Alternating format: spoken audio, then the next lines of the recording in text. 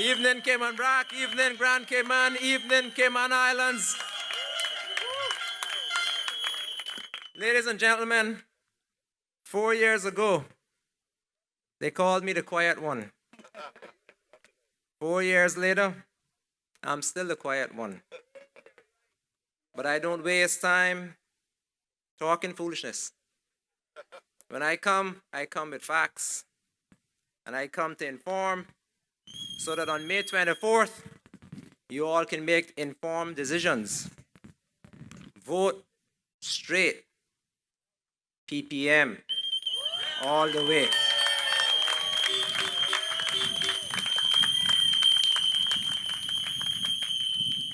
Ladies and gentlemen, as Minister of Finance, my responsibility is to ensure that the country's revenue and expenditure is in such a state that the country is able to do all the things that are necessary to govern for the good of the people and to ensure that the country and the people continue to prosper. Now, there are services to be provided, there is debt to be repaid, there is infrastructure to be built, and I have the difficult task of making sure that my colleagues don't get too carried away in their zeal to do a better job than they have all been doing. The fact is, there are many people out there who would have you believe that the way you run a country is to spend without thinking and then go and borrow afterwards. The government's finances are no different from the way you manage your own finances within your own home. If you don't do it properly, at the end of the day, you find yourself in great difficulty.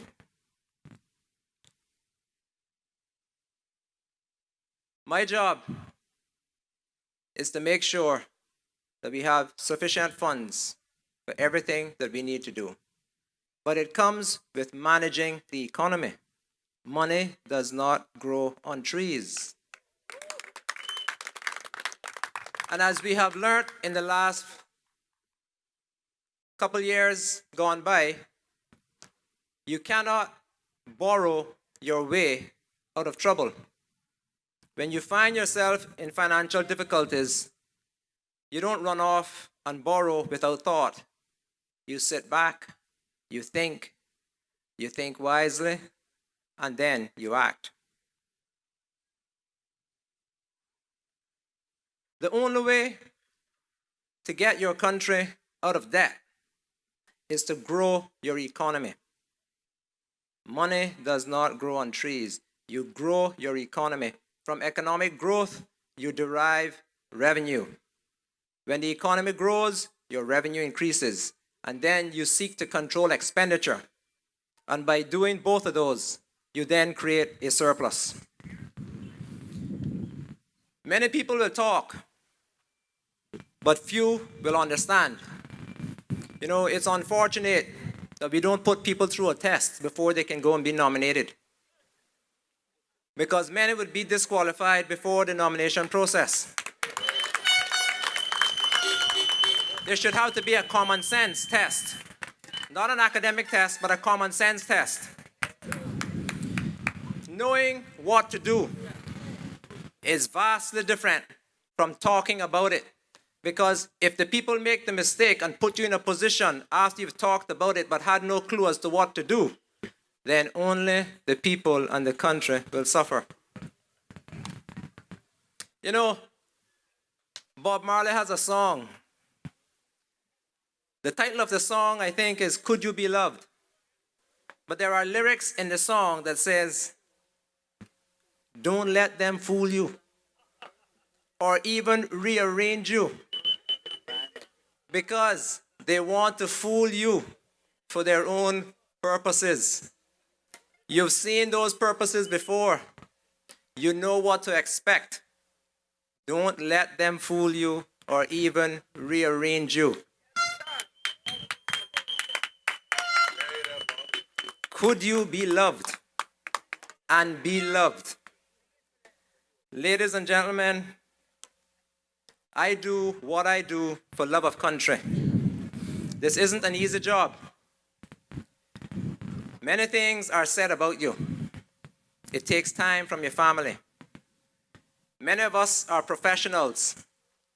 We do not do this job because we need the money. We do this job because the country needs good governance.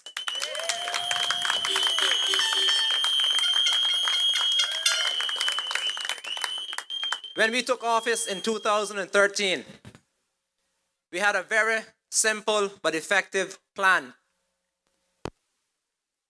Our strategy was to grow our economy, stabilize the government's finances, and in so doing, then look to reduce taxes.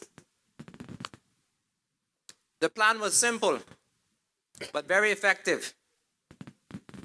The first thing we did, knowing fully well that we could not go and borrow our way out of the situation that we were in, we knew we had to grow the economy. But you don't just flick a switch and grow an economy. You put in place sensible policies, and you demonstrate competence, and you create an environment where people trust you, believe that you know what you are doing, and therefore are willing to put their money in your country under your influence, and believe that with good governance, their investment will grow and they will receive a return on their investment. Ladies and gentlemen, our simple plan included control wasteful expenditure. In our first 2 years, in the first year, the UK government wanted us to reduce expenditure by $25 million. Within a week of being sworn into office, the Premier, myself, and the Financial Secretary traveled to the UK. We met with the UK Foreign and Commonwealth Office economists.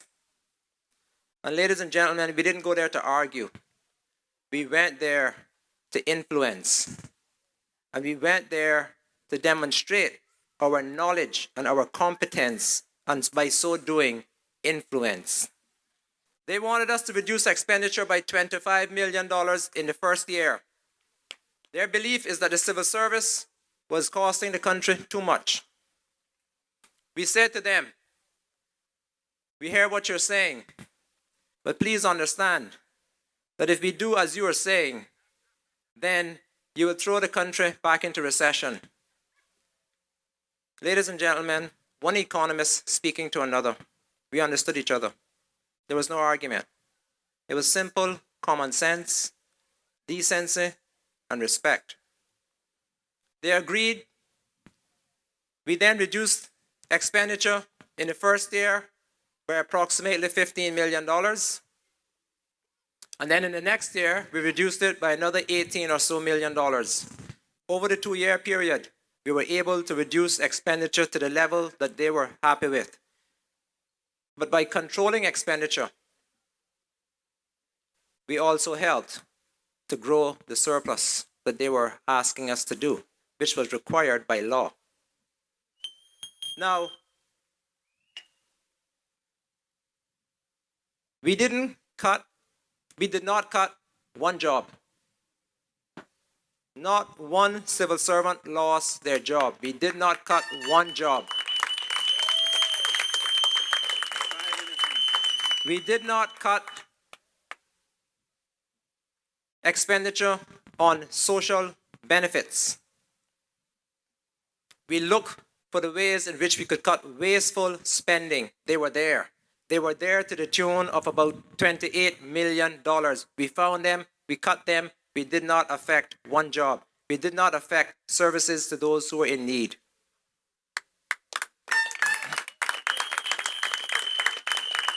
So we controlled wasteful expenditure. We promised no new taxes. We reduced taxes. You recall we reduced the duty on diesel, that is used by CUC to produce electricity. It has had a tremendous benefit to people, significantly reduced utility bills. As I said before, we instilled confidence in our ability to govern the country. Investment increased. That created jobs. When people got jobs, they were able to spend money. When they spent more money, the economy grew. When the economy grew, the revenue to the government grew. We knew how to increase the revenue, how to grow the economy without doing foolishness. To say it plainly. Without being reckless, we knew what to do.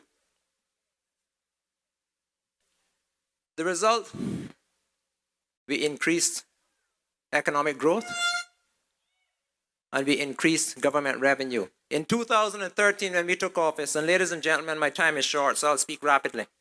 In 2013, when we took office, the economy was growing at 1.5%.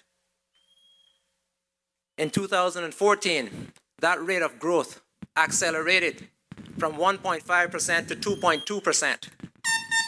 In 2015, it accelerated even more, from 2.2% to 2.8%.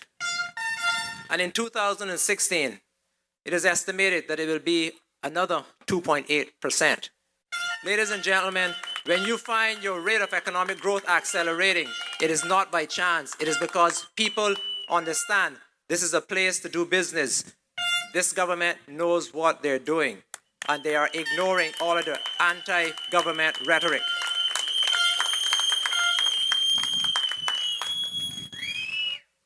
I want to speak briefly about the importance of financial stability. We are now in an environment of stable finances. When we took office, we didn't know if the country would be able to pay its bills.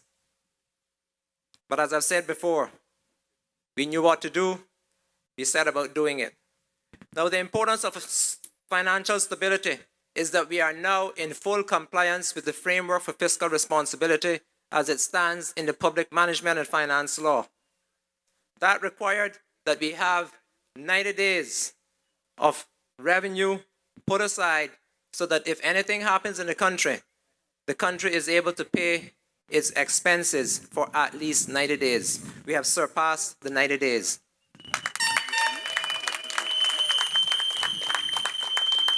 As I've said before, investor confidence. Ladies and gentlemen, you cannot underestimate investor confidence. There is a company called Moody's Rating Agency. What Moody's does, it looks at companies, it looks at countries, it assesses their financial information, and it decides whether or not they are a trustworthy, they are investment grade, they are a company or a country that they would recommend that people invest in that country. The Cayman Islands has a stable financial rating.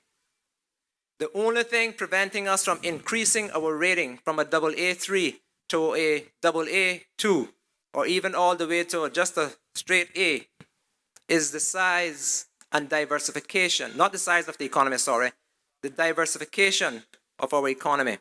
And this government is committed to finding sensible ways of diversifying our economy.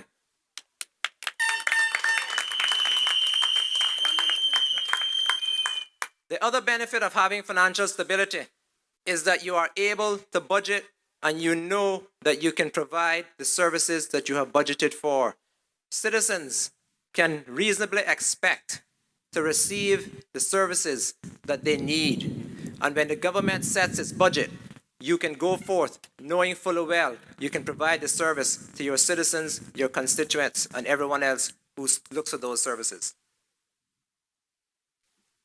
And with financial stability, ladies and gentlemen, you can promise and then keep your promise of no new taxes. We didn't just promise no new taxes. we actually went further. We reduced the taxes. We reduced the diesel on CUC, we reduced the import duty, and we have even more to do. And we will talk about that later on, but I'm out of time. Vote straight, PPM, May 24th.